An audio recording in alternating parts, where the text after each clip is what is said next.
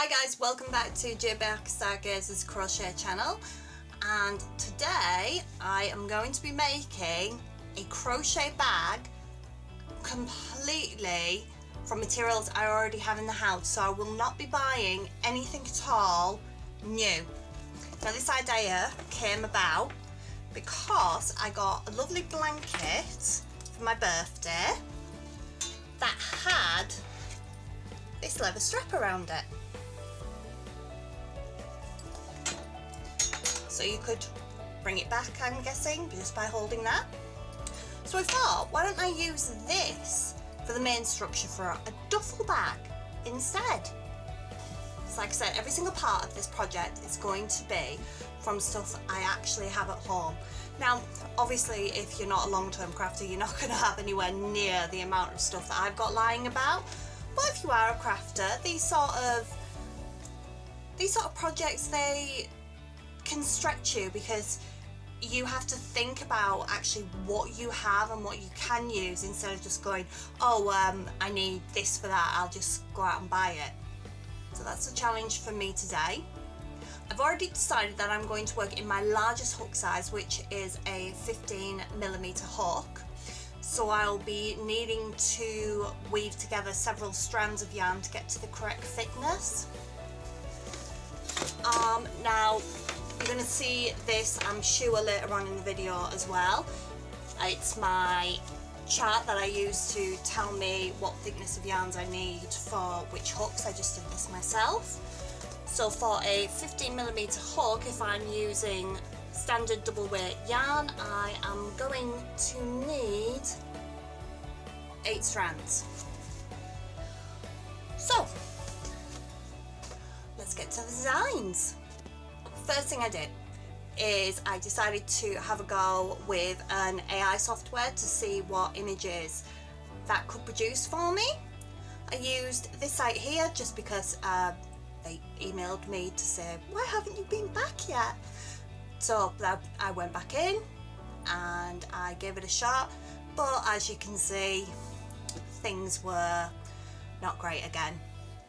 I'm really beginning to think it must be a skill to actually generate a decent crochet image that you're after.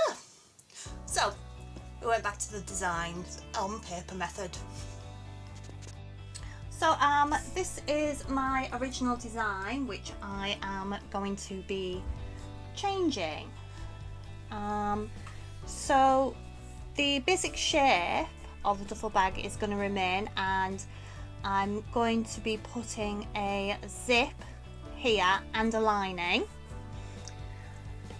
I now do want to crochet like a larger handle.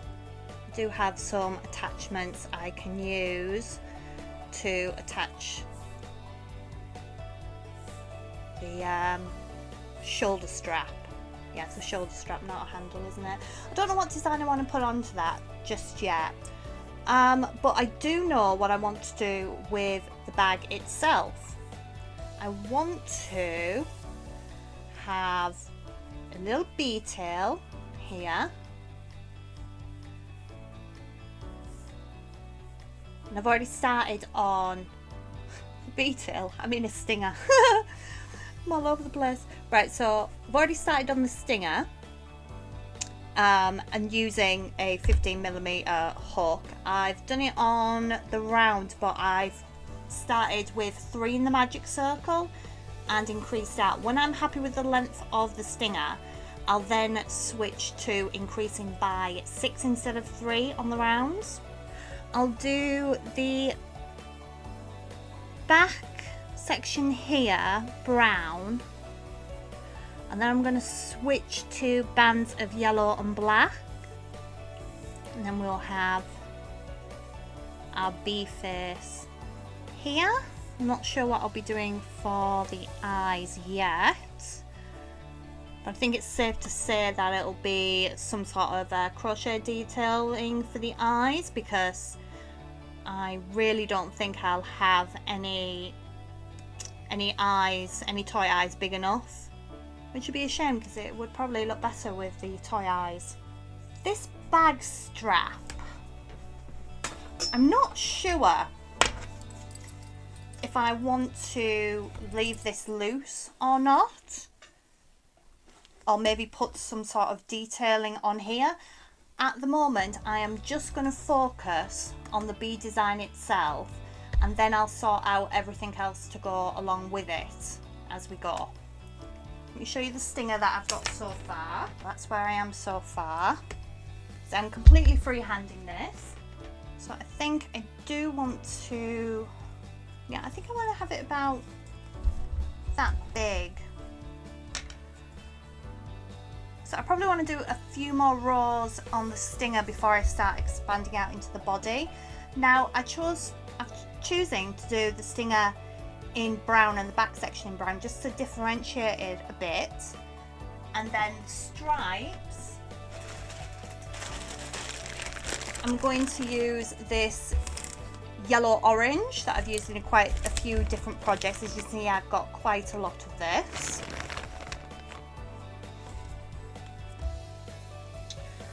And basically the main headache is going to be keeping all of these multiple strands together to get this. As you can see here, there's like a loose one here. So I'm just going to undo that to get that better in shape.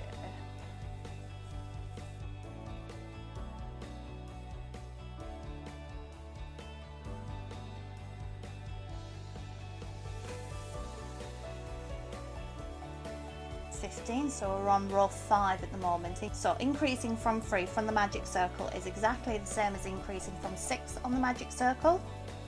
So I started off with 3 into the magic circle. Row 2 was an increase in each stitch around, taking the stitch count to 6. Then it was for row 3 an increase and a single or a double crochet, taking the next count to 9, next count to 12, next count to 15. So I'm going to do one more row increasing on 3, and then I'm going to start increasing by 6. I'm going to take it to, I'm going to go with this diameter. Where's my tape measure? 25, 23. Right, we'll say about 24 centimeters diameter. Right, so I'm just going to work this up. I'll be back with you afterwards. So this is the last row of the stinger, which came to 18. As I said, I've been increasing by 3 each round. Now we're going to increase by 6. The easiest thing to do is to divide 18 by 6, which comes to 3. So we're going to work in clusters of 3 stitches. So within each set of 3 stitches there needs to be an increase. So how I'm going to work this is I'm going to work a repeating pattern, a double crochet,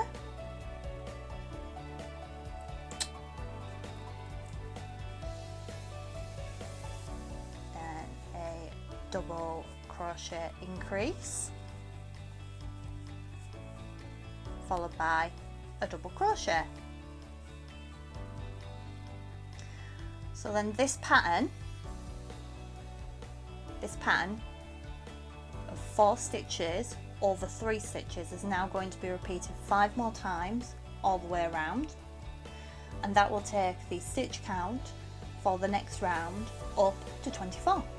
So I'm going to guesstimate we only need 3 more rounds with using a 15mm hook and this thickness to get to our desired circumference. So I've got the bee stinger and back of the body to the size I want it.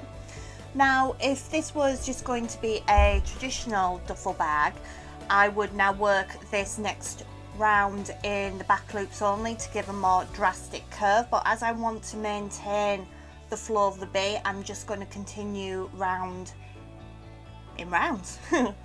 So no increases or decreases. As you can see here, I've coloured this now, so I want the back section to be brown, and then I will move into my orange, and then I'll continue in black and orange stripes to the face. I think I want to do 3 rounds in the brown, and then I'm going to switch to the orange.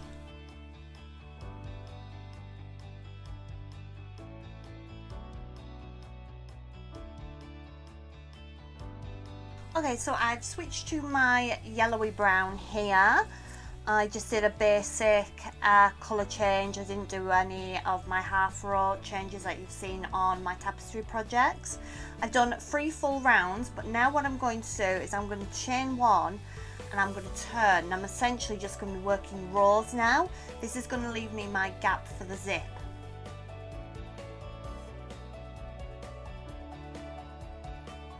Okay, we've got a quick progress update here.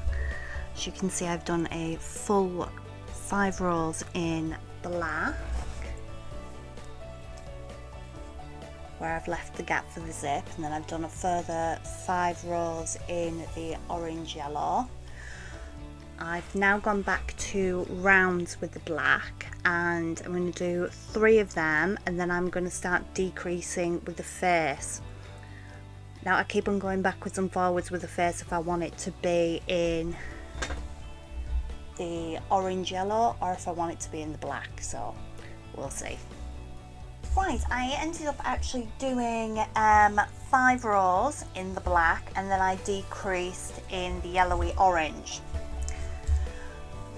So these are the largest safety toy eyes I have, and as we can see, that will just look sad. So what I'm going to do is I'm going to do some white circles for the eyes. I'll probably just put a daft little smile on there. Was no one going to tell me that I had not designed any bee wings? I mean, honestly, you'd think I was just talking into a camera here with nobody to actually interact with me until I posted the video, but there we go. So I want to work on the white for around the toy eyes now. So I grabbed this white out of my stash and I started putting all the strands together because, like I say, I'm working 8 strands together because I'm working with a 15mm hook. But this is nowhere near the thickness that I've been using. That's the thickness I've been using. And this is about half that. So I've got no idea what weight this yarn is. It was in my stash because, you know, as happens to all us crafters, a friend of a friend has a relative, an elderly granny who dies, leaving a load of craft supplies, and it filters its way to you. Right, so if you've seen other videos, you may have seen this before. This is my size guide for all of the hooks that I have, which needs updating actually because I have a few new hooks. So all of these have been done with Stylecraft yarn in double knit, with the exception of these first 3. So we've got slightly thinner yarns here, and then we have a micro yarn there because that's the smallest hook size I currently own, so 1.25. So all of these squares are done same way. They are 10 stitches across and 10 rows up to get the square, and I use this as a guide to see what hook size I'll need to use. Let's see. So obviously it's not a 15. I think it might be around a 6.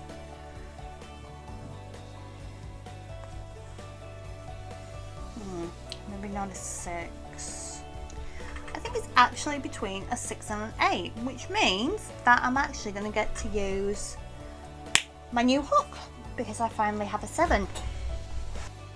Okay, so the bee eyes, I'm going to use the large toy eye for the center, and this white is just going to be rounds increasing to about double the width of the eye, so probably coming out to about there. I think maybe 10 rounds, but no, we'll see.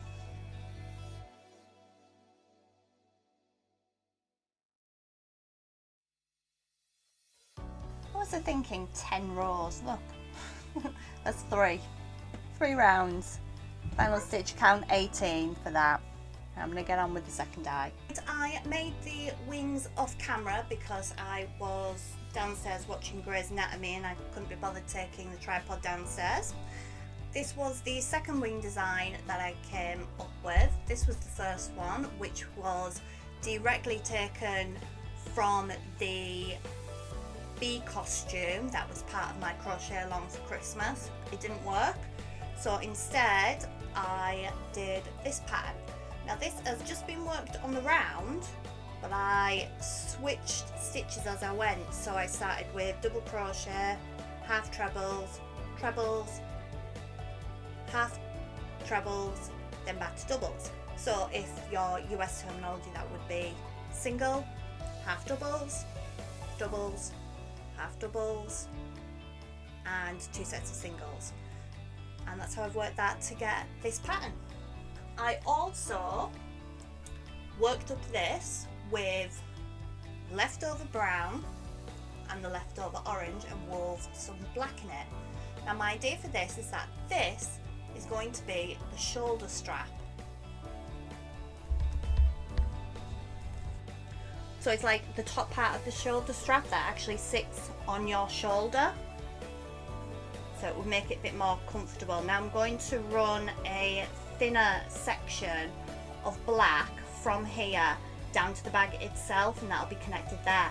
I'm using black because I am simply out of all my other colours, and like I have said at the beginning of this video, I am not going out and buying new materials. I'm using what I have here. So what I'm simply going to do is this chain here is 1, 2, 3, 4, 5 long.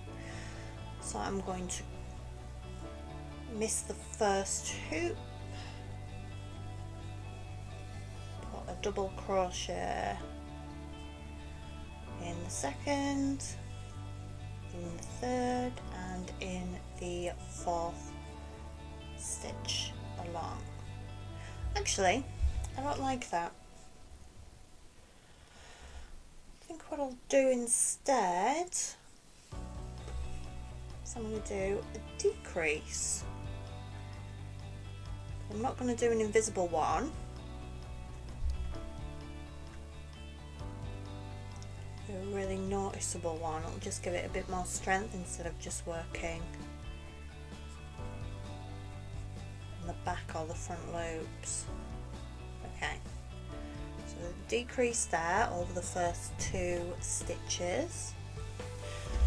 Open this up, it'll be easier to see on the white background. There we go. So I'm going to put 1 double crochet in the middle. I'm going to do the decrease there.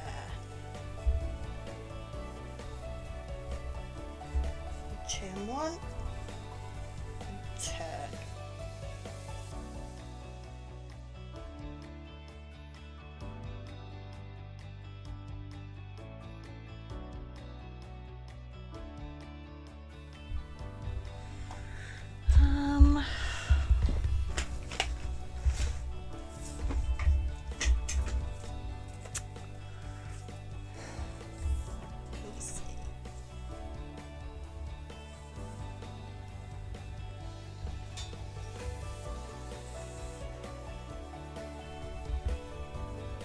Right, I've just taken a measurement there from my top of my shoulder to around about my hip height, and that comes out at about 66 centimeters.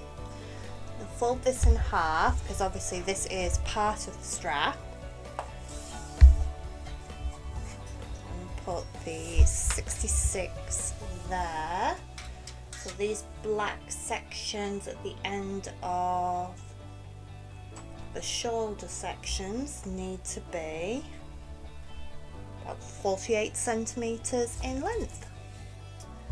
Right, so I'm onto the lining now.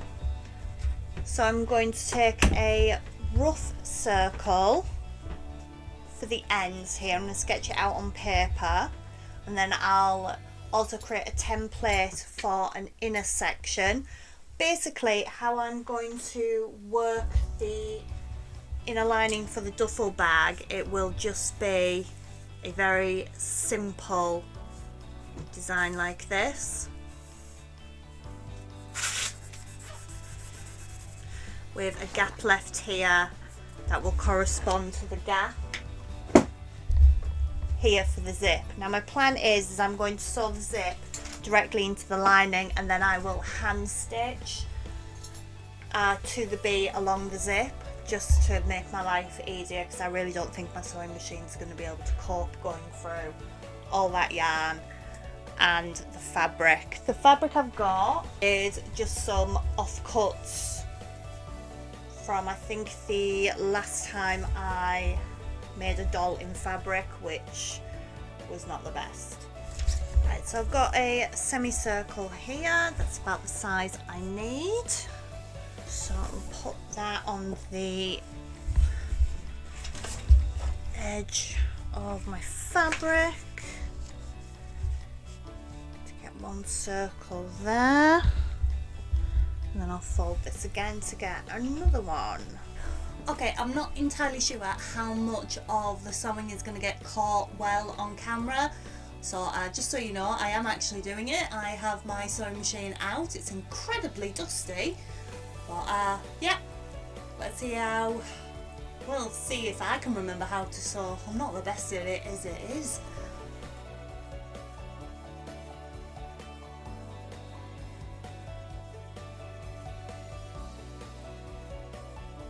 Oh, look. Tucked a piece in by mistake. That's only small, I'm not going to worry about that. Doesn't look like I've left any holes, because that does happen to me quite a lot when I sew. Right, I'm going to put on the next circle now.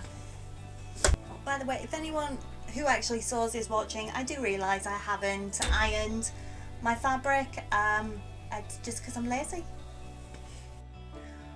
Well, had a minor panic there that I wasn't going to be able to do this completely from things I already had without buying anything new because of a zip. But I remembered I had this broken bag that had a hole along the base of it. And it's got quite a nice zip with a toggle on it. I think it's like a little makeup bag or something. Well, anyway, I've completely chopped the bottom off, and I'm now going to unpick the zip from it. And that'll be the zip for the bag. Right, I didn't film any of me putting the zip in, but what the hell, right? I mean, look, I've even used the zip before, and I've took my time, and I've moved the zip, and like, it looks alright for certain bits, but then you just look at the ends, and they all go wonky. It's just, why? Just, am I missing a trick with sewing? Do I have to like do some sort of demonic prayer beforehand? Do I have to summon a demon or sacrifice one of my children to a sewing god? I could do that. I've got 3 of them. Well, there's always something, isn't there? Right, I've gone and sewed the zip on backwards, and I don't know if it's the material of the zip or whatever, but I can't unpick it. It's too tight, and maybe I had the tension too high on the machine. I don't know, people, let me know. So the messy part's going to be visible when you open the bag, but no, I give up. I give up. That's as much sewing as I can physically do. So what I'm going to do now is I'm going to put this inside the crocheted B outer. I'm going to just slip stitch it by hand in place and stuff the stinger end and the head end, because they'll be poking out larger than the back.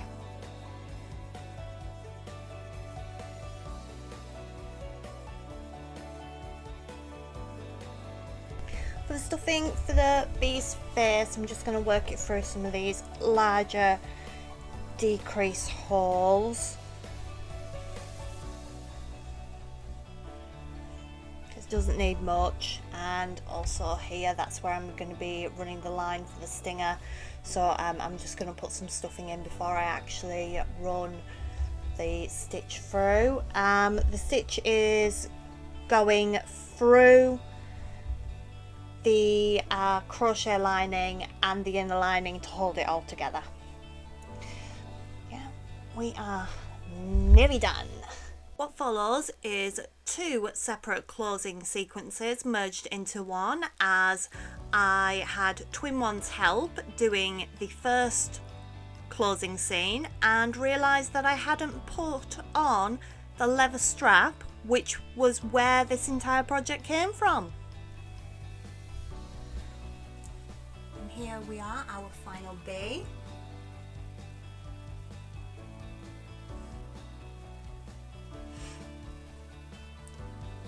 A grown up, so it's going to be absolutely huge on you. That strap needs to go over your head.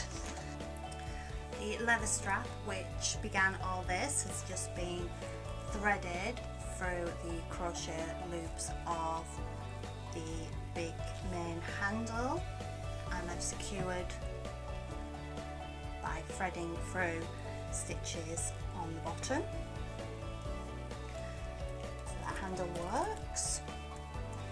The wings have just been attached with a running stitch.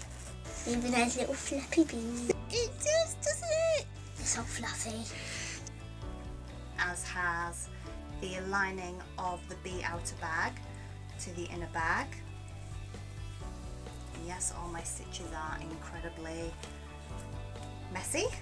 You're going to zip it open for me so we can all have a look at the messy interior, because while the outside looks great, the inside looks atrocious. I think it still looks pretty good. Nah, it's all messy. It's all messy because Mummy can't sew properly. Yes, I can. I can't. That's your auntie who can sew properly. But I'm in love with the Stinger Beaver.